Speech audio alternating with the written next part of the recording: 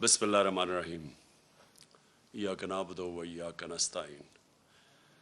आज मैं सबसे पहले अपने अल्लाह का शुक्र अदा करता हूँ और उसके बाद अल्लाह के हबीब नबी सल्लल्लाहु अलैहि वसल्लम का, क्योंकि वो अपनी उम्मत के ऊपर अपनी नज़र रखते हैं। और उसके बाद मैं पंजाब के लोगों को, पंजाब के वोटर्स को, और ख़ास तौर पे जो पंजाब की यूथ निकली है, नौजवान निकले हैं, और उसके बाद जो ख़वातीन निकली हैं और जिस तादाद पे निकली हैं इस बाई इलेक्शन में वोट डालने के लिए, मैं आज आपका शुक्रिया अदा भी करता हूँ, आपको खैराज तहसीन भी पेश करता हूँ। मेरे पाकिस्तानियों, ये एक मेरे मुल्क के लिए एक बहुत ही खुशाइन वक्त है। मैं क्यों समझता हूँ कि ये पाकिस्तान की तारीख़ में एक ऐसा वक्त आया है जो हम सबको अल्लाह का शुक्र अदा करना चाहिए। वो क्यों? कि देखिए, एक कौम के अंदर जब शऊर आ जाता है, जब वो बेदार हो जाती है, जब उसको सबसे बड़ी बात कि अपने नज़रिए की समझ आ जाती है कि क्यों बनी थी ये कौम, तो इससे ज़्यादा हम अल्लाह का शुक्र अदा नहीं कर सकते। मैंने ये सारे कैंपेन के अंदर अपनी कौम को एक ही चीज़ बताई कि पाकिस्तान का मतलब क्या, ला इलाहा इल्लल्लाह, और तेरा मेरा रिश्ता क्या, ला इलाहा इल्लल्लाह। देखिए, ये है नज़रिया पाकिस्तान। ला इलाहा इल्लल्लाह मुहम्मद रसूलुल्लाह एक फ़लसफ़े का नाम है। हम इसको जिस दिन हम समझ गए, हम अपना नज़रिया समझ जाएंगे, और जब हम अपना नज़रिया समझ गए तो ये कौम एक अजीम कौम बन जाएगी। कभी भी कौम नज़रिए के बगैर नहीं बनती। एक कौम जिसका नज़रिया ही नहीं है, वो कौम ही नहीं बन सकती। वो हजूम होता है अवाम का। तो मैं आज खुश हूँ। देखिए, जब एक बैरूनी साजिश के तहत हमारे ऊपर ये इम्पोर्टेड हुकूमत मसलत की गई, तो सबसे बड़ी बात ये कि अवाम ने ये पूछना शुरू किया कि क्या अगर हमने अंग्रेज़ की ग़ुलामी से निकल के, फिर कायद आज़म ने जद्दोजहद करके हिंदूस की ग़ुलामी से निकाल के पाकिस्तान बनाया था, तो हम किसी और की ग़ुलामी के लिए तैयार नहीं हैं। और जिस तरह एक बैरूनी साजिश जो हमारे उसके तहत हमारे ऊपर ये लोग मुसल्लत किए गए, मैंने अपनी कौम के अंदर वो शऊर और बेदारी देखी जो मैं अभी तक नहीं देखी थी। और मैं इसलिए खुश हूँ कि अब हम अल्लाह के फजल से एक कौम बनने जा रहे हैं। और जब एक कौम बन जाती है ना, मेरे पाकिस्तानियों सुन लें ज़रा, जब हम कौम बन जाएंगे और बनने की तरफ जा रहे हैं, तो ये जो मसले हैं ना, हमारे कर्ज़े के, हमारे मसले हैं कि जी हमारे पास पैसा नहीं है मुल्क चलाने के लिए, ये जितने भी हमारे मसले हैं, ये सारे हल होना शुरू हो जाएंगे। आप ये सोचें कि इस मुल्क की कितनी बदकिस्मती है कि जो लोग इस मुल्क के एलीट हैं, अशराफिया हैं, कितने लोग हैं जो पैसे वाले, जिन्होंने बाहर फ्लैट नहीं लिए हुए, लंदन में फ्लैट लिए हुए हैं, मुल्क से बाहर पैसा रखा हुआ है। ये क्यों रखा हुआ है? ये इसलिए रखा हुआ है कि बिलीव ही नहीं करते पाकिस्तान में। आपने कभी सुना है कि बरतानिया या फ्रांस या यूरोप या वो अपने पैसे मुल्क से बाहर रखें, अपने बच्चों को बाहर का शहरी बना दें? कभी आपने सुना है? तो एक तरफ हम जो लीडरशिप है वो कहती है कि हम पाकिस्तान के लिए मरने के लिए तैयार हैं, और पैसे हमने अपने बाहर रखे होते हैं, जायदादें हमारी बाहर हैं, हम ईदें बाहर गुजार रहे हैं, अपनी छुट्टियाँ, इलाज, सब कुछ बाहर कर रहे हैं, शॉपिंग बाहर है। देखिए, ऐसे कौम नहीं बन सकती। मैं पहली दफ़ा ये कौम के अंदर जो बेदारी देख रहा हूँ, मैं मैंने अल्लाह का ख़ास रात को शुक्र अदा किया कि एक वो कौम जो इतनी कुर्बानियों से बनी थी, कायद आज़म की अगर आप उनकी तारीख़ पढ़ लें तो जिस तरह की वो उनकी जो सेहत थी, और जिस तरह उन्होंने एक अपनी सेहत को नज़रअंदाज करके बीमारी का भी नहीं पता चलवाने दिया डॉक्टर्स को, ताकि मुखालफिन को ना पता चल जाए, وہ پاکستان بننے سے روک دیں. اس طرح کی قربانیوں سے یہ ملک بنا تھا. اور جو ہم بڑے ہو رہے تھے سارے ایسٹ پنجاب سے جو لوگ آئے تھے, اور میری اپنی فیملی وہاں سے جب پارٹیشن کے اوپر آزادی پہ یہاں پاکستان آئے تھے, شاید ہی کوئی خاندان تھا جنہوں نے وہ قتل عام نہیں دیکھی. تو اس لیے جدھر آج ہم کھڑے ہیں, ہمیں ساری قوم کو فخر کرنا چاہیے کہ جس طرح لوگ نکلے اور جس طرح پھر سے خواتین نکلی, یعنی گھروں میں انقلاب آیا, اور جو ہمارا نوجوان نکلا, یہ ایک نیا پاکستان ہے. نیا پاکستان جو میں بڑی دیر سے اللہ سے دعا مانگتا تھا کہ وہ پاکستان بنے جو ہمارے جو میرے ماں باپ تھے, ان کی ساری جنریشن, وہ سارے بیچارے مایوس ہوتے گئے جب دیکھا کہ اس نظریے سے ہم پیچھے ہٹتے گئے. اب میں جو ملک کے حالات کے اوپر بات کرنا چاہتا ہوں. دیکھیں, ہماری جب حکومت تھی تو ایک سیاسی بحران پیدا کیا گیا, مصنوعی سیاسی بحران. ایک حکومت چل رہی تھی, پاکستان کی اکنامک سروے کے اندر آپ پڑھ لیں, یہ حکومت کی اکنامک سروے کے متعلق جو چھپتی ہے, کہ جو جائزہ لیتی ہے ملک کی جو معیشت اوپر جا رہی ہے, کیا کر رہی ہے, اس کے اوپر اس کی طبیعت کیسی ہے. تو پاکستان کی اکنامک سروے کے مطابق 17 سال کے بعد سب سے زیادہ ہمارے آخری 2 سال میں ملک کی اکانومی ترقی کی ہے. ہماری گروتھ ریٹ بڑھی ہے 5.6% تیسرے سال, اور 6% جس سال ہمیں ہٹایا گیا. اس وقت ملک کی ساری جو انڈیکیٹرز تھے وہ صحیح طرف جا رہے تھے. سب سے بڑی چیز ہوتی ہے لارج اسکیل مینوفیکچرنگ, آپ کی انڈسٹری. جب آپ کی انڈسٹری بڑھتی ہے تو سب سے زیادہ روزگار دیتی ہے. ہم نے ان ساری حکومتوں سے زیادہ کرونا کے باوجود سب سے زیادہ روزگار دیا تھا. تو لارج اسکیل مینوفیکچرنگ جب بڑھتی ہے آپ کا ٹیکس بڑھتا ہے, وہ جب بڑھتی ہے روزگار کے علاوہ ملک کے اندر ویلتھ کریشن ہوتی ہے, دولت میں اضافہ ہوتا ہے. تو لارج اسکیل مینوفیکچرنگ ریکارڈ طریقے سے بڑھ رہی تھی. زراعت, جس کے اوپر ہماری 60% آبادی اپنی زراعت کے اوپر ڈپینڈ کرتی ہے, زراعت کے اندر 4 فصلوں کے اندر ریکارڈ 2 سال ریکارڈ پرفارمنسز تھی. کسانوں کے پاس وہ پیسہ گیا جو اتنی سالوں کے بعد کبھی ایسا پیسہ نہیں ٹرانسفر ہوا تھا کسانوں کے پاس. جو گنے کی بیچارہ کسان جو پہلے باہر شوگر ملز کے انتظار کرتا تھا, اس کو پیسے بھی نہیں ملتے تھے, کٹوتی ہوتی تھی, اور وہ اس کے بعد کچھ جب کم اگر 180 ریٹ ہے تو اس بیچارے کو 120 ملتا تھا, اور پھر وہ 1 سال کے بعد سب کچھ ہم نے ختم کیا, قانون بنائے اور ان کو پیسہ دلوایا, سب سے زیادہ پیسہ دلوایا. پیسہ گیا دیہاتوں کی طرف, اس کے بعد وہاں خوشحالی آئی, ریکارڈ موٹر سائیکل سیلز ہوئی, اس کا مطلب وہاں پیسہ گیا. تو زراعت بھی صحیح راستے پہ تھی, ہماری انڈسٹری بھی صحیح راستے پہ بڑھ رہی تھی. ٹیکسٹائل کے اندر سارے ریکارڈ ٹوٹ گئے. فیصل آباد کے اندر مزدور نہیں ملتے تھے ٹیکسٹائل کے لیے, انڈسٹری کے لیے.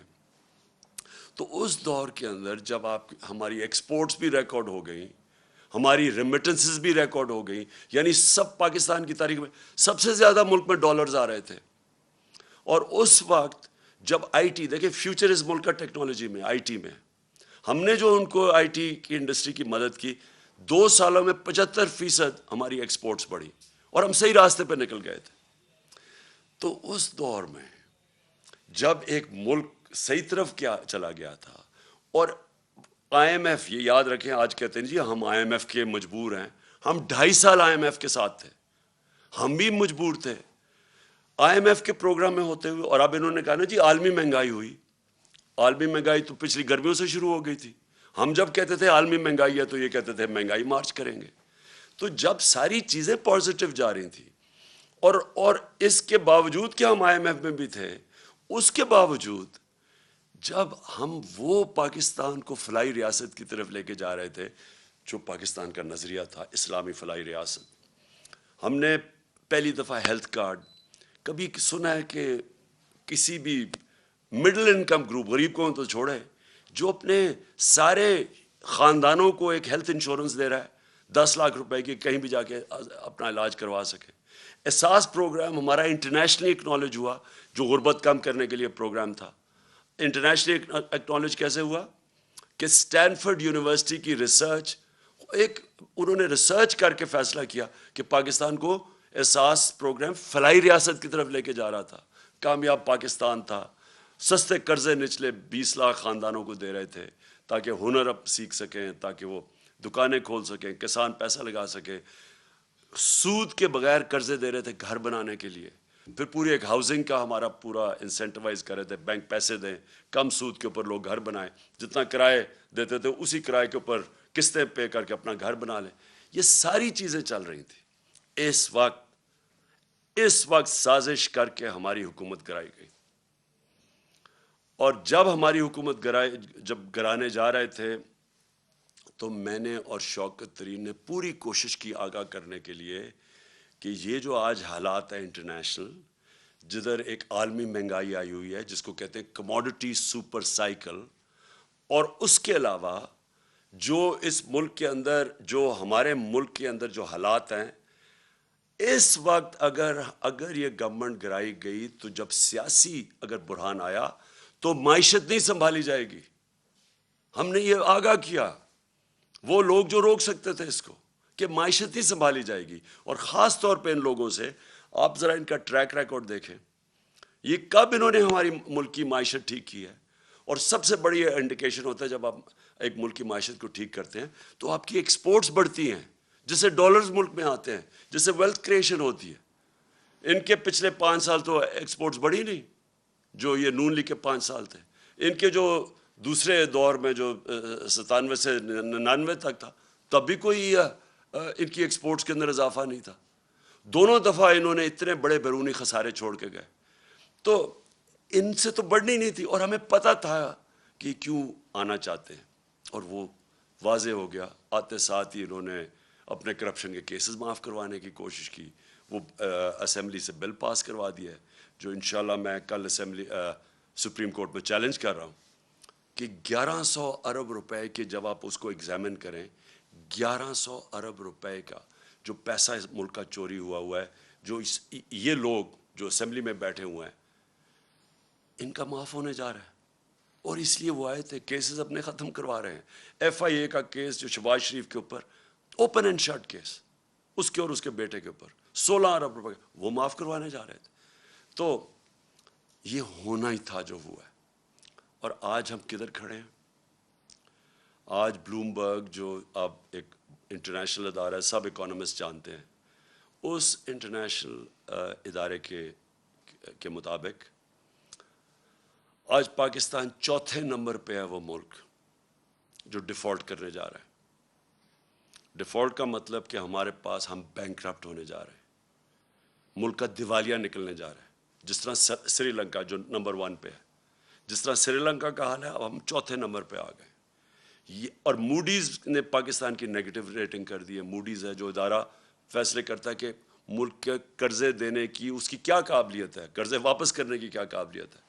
ہم جب تھے انہوں نے نیگیٹو سے اس کو پازیٹیو کیا تھا، آج وہ پھر نیگیٹو پہ چلی گئی ہے. اس کا مطلب کہ ہمیں قرضے بھی ملیں گے تو بہت مہنگے قرضے ملیں گے. اور وہ بھی ہمارے جو بانڈز ہیں ان کی اب قیمت دیکھیں کدھر سے کدھر گئی ہے. یعنی کس قیمت کے اوپر پاکستان کو اب قرضہ ملے گا. مجھے جو سب سے زیادہ خطرہ ہے وہ وابڈا کا ہے. وابڈا خود قرضے لیتی تھی باہر ڈیمز بنانے کے لیے، آج اس کی ریٹنگ نیچے گر گئی ہے. اس کا مطلب وابڈا کو باہر سے قرضے نہیں ملیں گے، اور یہ جو اتنی 50 سال کے بعد ڈیمز بنانے جا رہے تھے. تو آج یہ جو سارا معاشی بحران ہے، اس کی وجہ تھی یہ سیاسی بحران جو ان کی سازش کی وجہ سے آیا تھا. اور مجھے کوئی چیز نہیں نظر آ رہی کہ اب یہ اس کو کیسے روک سکتے ہیں. آپ یہ سوچیں کہ ریزروز ہمارے آدھے ہو گئے جب سے یہ آئے ہیں، جب سے یہ سیاسی بحران شروع کیا تھا اس سے اب آدھے ریزروز ہیں جو فارن ایکسچینج.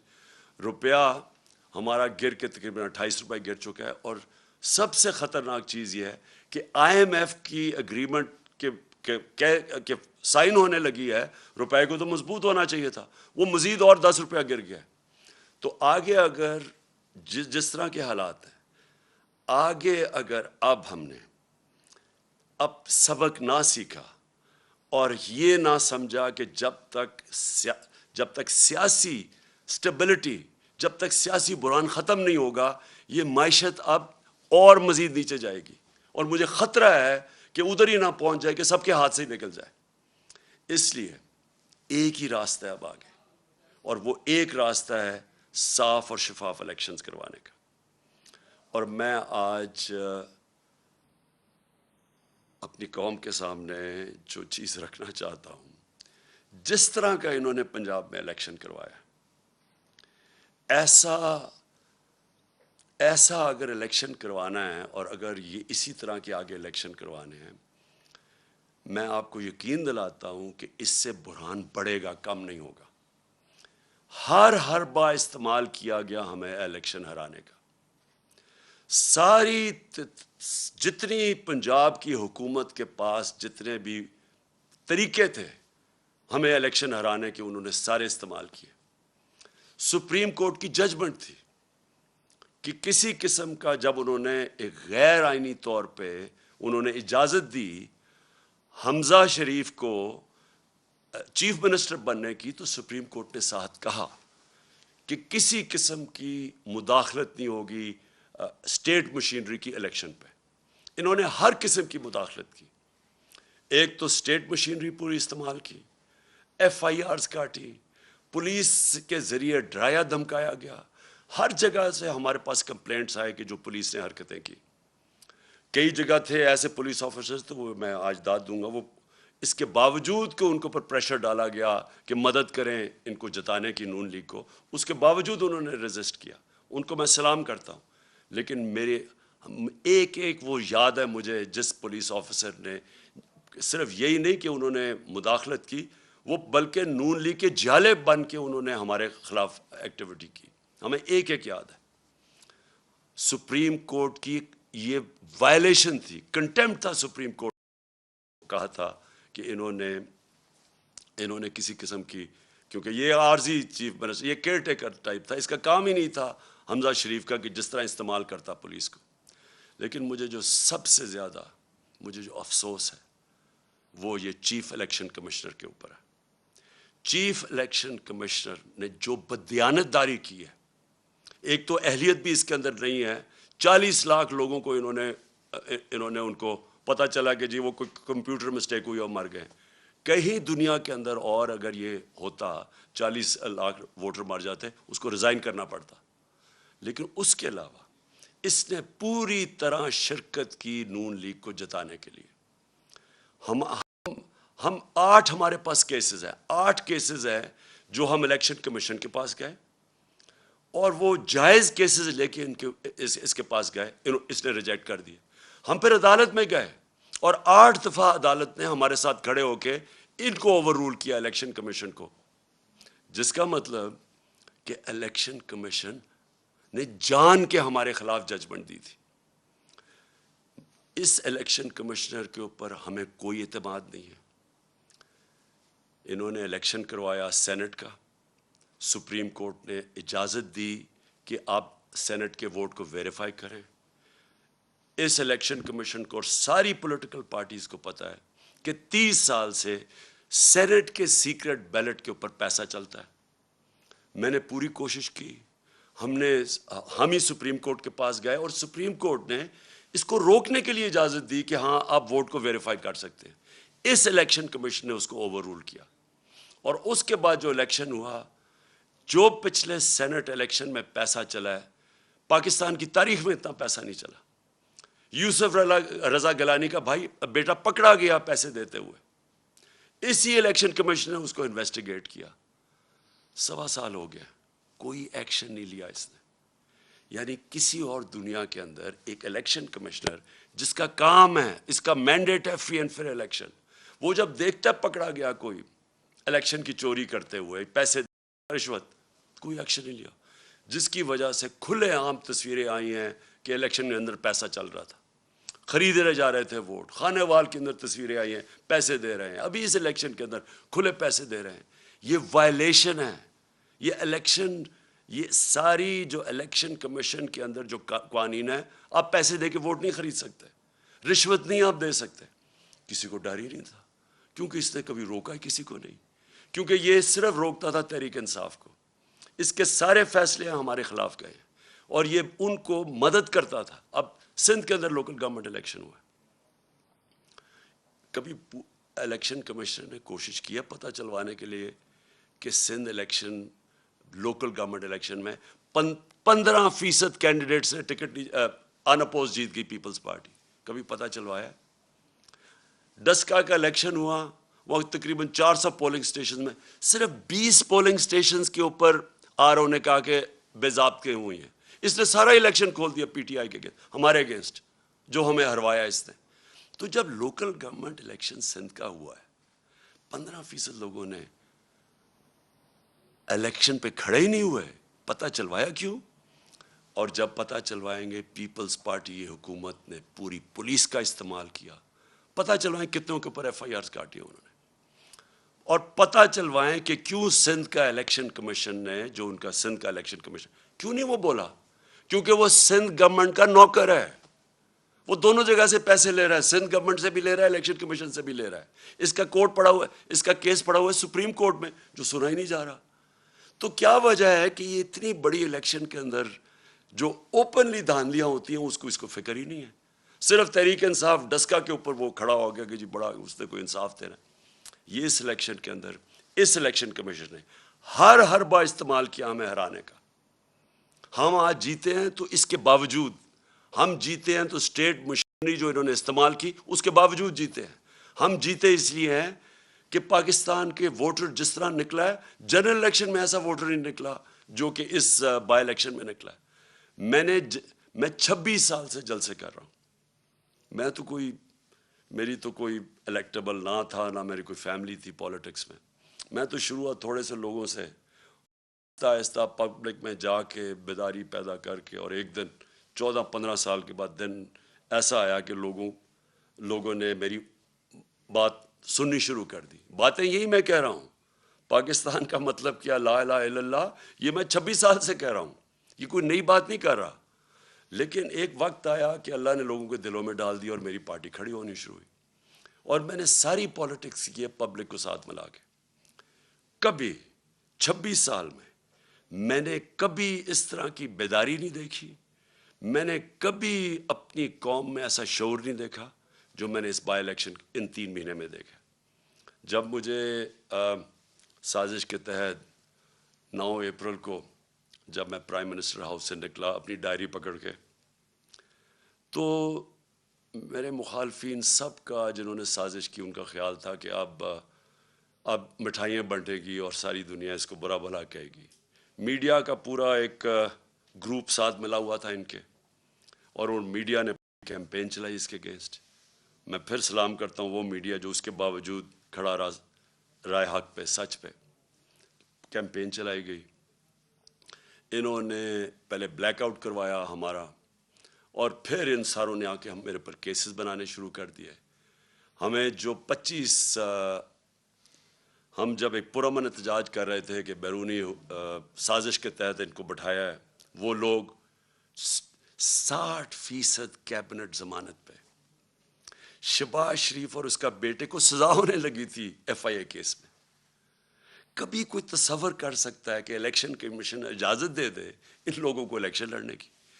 عموماً ساری دنیا میں الیکشن کمیشن، اگر آپ کے اوپر آپ انڈر ٹرائل ہوں، آپ کے اوپر اربوں روپے کے کرپشن کے کیسز ہوں، تو عموماً الیکشن کمیشن کہتی ہے کہ پہلے اپنے آپ کو کلیئر کرو اور پھر آ کے الیکشن لڑو. یہاں الیکشن لڑا رہے تھے اپنے آپ کو کلیئر کرنے کے لیے کرپشن سے.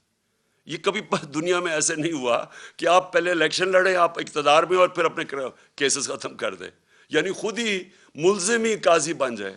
یہ الیکشن کمیشن نے اجازت دی تھی ان کو. یہ لوگ آ کے اوپر بیٹھے. 25 مئی کو میں کبھی نہیں بھولوں گا. قوم نکلی، ساری قوم نکلی ان کے خلاف، جو انہوں نے یہ ہمارے ملک سے ظلم کیا. اور انہوں نے ان لوگوں کے اوپر جس طرح کا تشدد کیا وہ پولیس والوں نے جو کیا پنجاب کے اندر، جو اور ایک ایک پولیس والا مجھے یاد ہے، انہوں نے جو کیا پنجاب میں، یہ جو رانا ثناء اللہ اور شہباز شریف نے یہ جو جہاں ظلم کیا اسلام آباد میں، اور ان کو شرم نہیں آئی کہ وہاں فیملیز نظر آ رہی ہیں اور ان کے اوپر یہ ٹیئر گیسنگ کر رہے ہیں، اور صرف اس لیے ڈر لگے خوف پھیلانے کے لیے کہ ہم ان کو اتنا خوف پھیلائیں گے کہ یہ چپ کر کے بیٹھ جائیں گے، کیونکہ یہ بھیڑ بکری ہیں. یہ آپ کو انسان نہیں سمجھتے، یہ قوم کو بھیڑ بکریاں سمجھتی ہیں کہ جو مرضی آ کے فیتے کاٹ لو اور شہباز شریف ادھر بھاگ جائے تو سمجھے کہ جی لوگ بیوقوف مان جائیں گے. تھوڑی دیر کے لیے سب کو آپ پاگل بنا سکتے ہیں. سارا وقت کوئی بھی انسان نہیں آیا جو کہ سب لوگوں کو پاگل بنا سکے، اور یہ واضح ہو گیا جس طرح پبلک نکلی ہے. انہوں نے ڈرانے کی کوشش کی، لوگوں نے اپنی جو خوف کا جو بت ہے اس کو توڑ دیا. پبلک نکلا ہی باہر، اور پبلک نے ہر چیز، انہوں نے ووٹس پھینکی ہوئی تھی لوگوں کو، فیملی تو ایک فیملی کا ادھر ووٹ ہے دوسرا کا وہاں باہر، یعنی جو انہوں نے یہ الیکشن کمیشن نے حرکت کرنی تھی سب کر دی. اس کے باوجود عوام نے ان کو شکست دی. اور میں وہ جو 25 مئی کو جو قوم کھڑی ہوئی ہے اس دن، اور جو انہوں نے برداشت کیا اور اس کے بعد بار بار نکلتی رہی ہے، کبھی اتنے بڑے جلسے نہیں ہوئے، اس سے یہ ثابت ہو گیا جو میں آج شروع کی تھی اپنی تقریر کہ میں اس لیے آج بڑا خوش ہوں کہ میری قوم آج قوم بننے جا رہی ہے. لوگ جاگ چکے ہیں، شعور آ گیا، بیداری ہے لوگوں کے اندر. اب آپ جو مرضی کر لیں، یہ جو بوتل سے جن نکلا ہے نا شعور کا، اس کو واپس نہیں آپ ڈال سکتے. جو بھی کوشش کرے گا اب کہ پبلک کے مینڈیٹ کو چوری کرے، کوئی بھی سمجھتا ہے کہ بند کمرے میں فیصلہ کر لیں گے ملک کے مستقبل کا، اب یہ کسی غلط فہمی میں نہ رہے. یہ ملک اب ایک قوم حقیقی آزادی کی طرف چلی گئی ہے. یہ جو ساری کیمپین تھی یہ لوگوں نے اس لیے نہیں کی کہ جی کوئی بائی الیکشن ہو رہا ہے، لوگ اپنی حقیقی آزادی کے لیے نکلے ہوئے تھے. جو میں نے آج جب جذبہ دیکھا ہے 26 سال کی پالیٹکس میں، میں نے کبھی اس قوم میں وہ جذبہ نہیں دیکھا. میں نے ایسے نہیں لوگوں کو نکلتے دیکھا. اور میں اس لیے کہہ رہا ہوں کہ اب دو ہی راستے رہ گئے.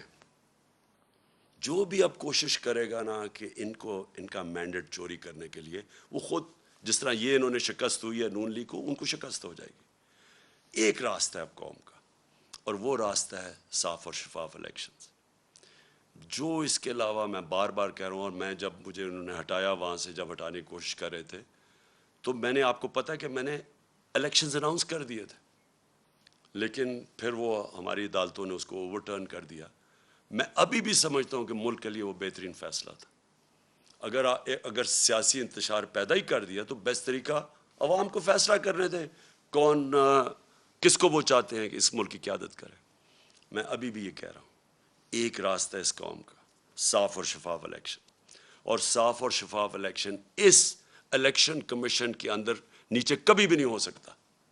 یہ ایک ملک کی جو سب سے بڑی سیاسی جماعت ہے، اس کو کوئی اعتماد ہی اس الیکشن کمیشنر پہ نہیں ہے. بار بار یہ ہمیں ڈسا ہے، بار بار یہ ہمارے خلاف کیا ہے، اور اس نے کھل کے ہمارے اسٹیٹمنٹس دیے ہیں، اور ہمیں پتہ ہے یہ لاہور میں جا کے کن کے قدموں میں بیٹھتا رہتا.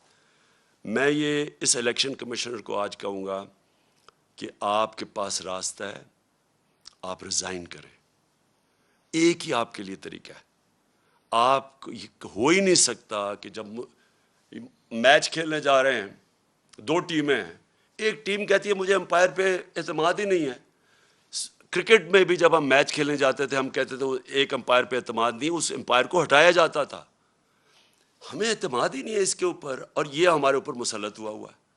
اور دوسری چیز، جج ہے، یہ امپائر الیکشن جج بھی ہے، جج کا کام کر رہے ہیں نا، دو جو کمپیٹ کر رہے ہیں، جج نے فیصلہ کرنا ہے. ہر عدالت کے اندر اگر آپ ایک جج کو سمجھتے ہیں متنازع ہے، وہ ریکیوز کرتا ہے اپنے آپ کو. تو مہربانی کر کے آپ کو ریزائن کرنا چاہیے.